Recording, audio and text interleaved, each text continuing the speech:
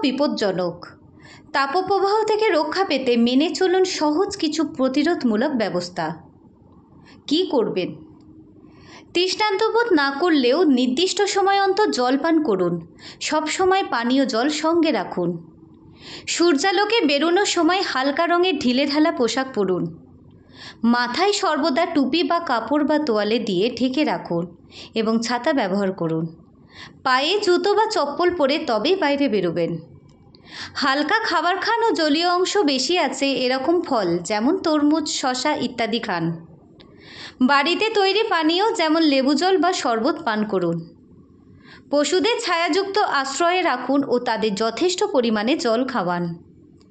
ঘর ঠান্ডা করতে পর্দা, সানসেট ইত্যাদি ব্যবহার করুন। রাতে দরজা জানলা খুলে রাখুন। স্থানীয় আবহাওয়ার সতর্কবার্তার দিকে খেয়াল রাখুন। অসুস্থ হলে দেরি না করে চিকিৎসক অথবা স্বাস্থ্যকর্মীর পরামর্শ নিন। কি করবেন না? যতদূর সম্ভব প্রখর সূর্যালোকে না বেরোনোর চেষ্টা করুন। দিনের বেলা তীব্র রোদে বেশি পরিশ্রমসাধ্য কাজ না করাই ভালো। থামিয়ে রাখা গাড়িতে শিশু ও গৃহপালিত পশুদের রেখে যাবেন না। বেশি প্রোটিনযুক্ত ও মশলাদার খাবার খাবেন না। কোনো ব্যক্তি হিটস্ট্রোকে অসুস্থ হলে কি করবেন? আক্রান্ত ব্যক্তিকে ঘরের ভিতরে ছায়াযুক্ত অপেক্ষাকৃত শীতল অঞ্চলে নিয়ে যান।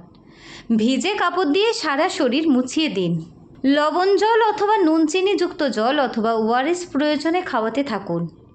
তবে খাবার বা জল সম্পূর্ণ জ্ঞান ফেরার পরেই কেবলমাত্র দেওয়া যাবে।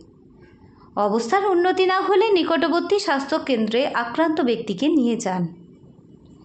বিপর্যয় ব্যবস্থাপন এবং অসামরিক প্রতিরক্ষা দপ্তর, পশ্চিমবঙ্গ সরকার।